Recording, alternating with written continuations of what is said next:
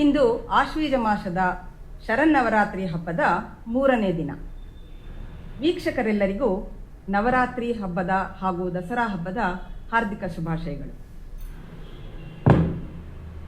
ಮಾರ್ಕಾಂಡೇಯ ಋಷಿಗಳು ಬರೆದಿರುವ ದುರ್ಗಾ ಸಪ್ತಶತಿ ಎಂಬ ಗ್ರಂಥವು ಮಂತ್ರ ಮತ್ತು ತಂತ್ರ ಈ ಎರಡೂ ಮಾರ್ಗಗಳಲ್ಲಿ ಪ್ರಸಿದ್ಧವಾಗಿದ್ದು, ಭಾರತದಲ್ಲಿ ಇಂದು ಲಕ್ಷಾಂತರ ಜನರು ಸಪ್ತಶತಿಯ ಪಠಣ ಮಾಡುತ್ತಿರುವುದು ಕಂಡುಬರುತ್ತದೆ. ಹಾಗೆಯೇ ಹಿರಣ್ಯಗರ್ಭ ಮುನಿಗಳು ಮಂತ್ರಯೋಗ ಸಮೀಕ್ಷೆಯಲ್ಲಿ ಹೇಳಿರುವ ಶ್ರೀ ದುರ್ಗಾ ಸಪ್ತಶತಿಯಲ್ಲಿನ ದೇವಿಯ ಹೆಸರುಗಳ ಶಾಸ್ತ್ರೀಯ ಅರ್ಥವನ್ನು ಕೂಡ ವಿವರಿಸಿರುವ ಬಗ್ಗೆ ಕೆಲವು ಮಾಹಿತಿಗಳಿವೆ.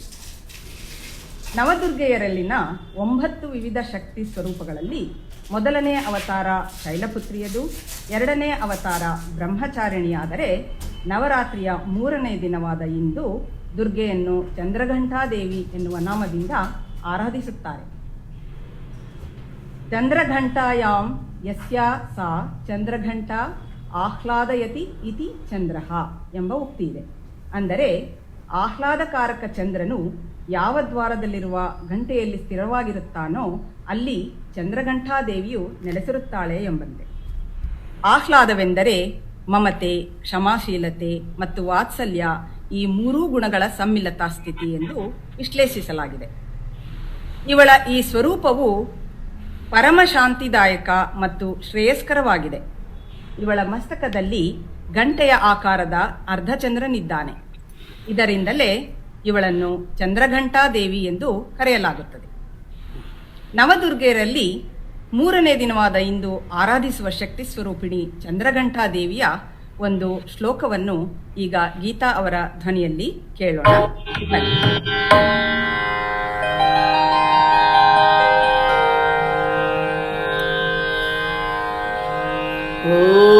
ಓಂ ಪಿಂಡಜ ಪ್ರವರಾರೂಢ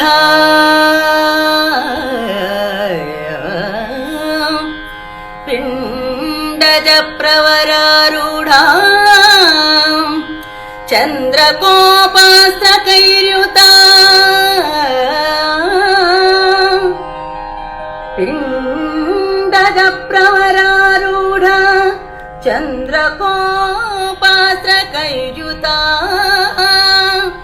ಪ್ರಸಾದಂ ತನುತೆ ಮಹ್ಯಂ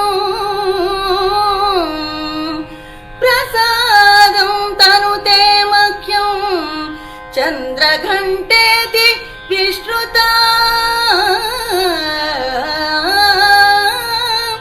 ಪ್ರಸಾದಂ ತನುತೆ ಮಹ್ಯಂ ಚಂದ್ರಘಂಟೇತಿ ವಿಶ್ರುತ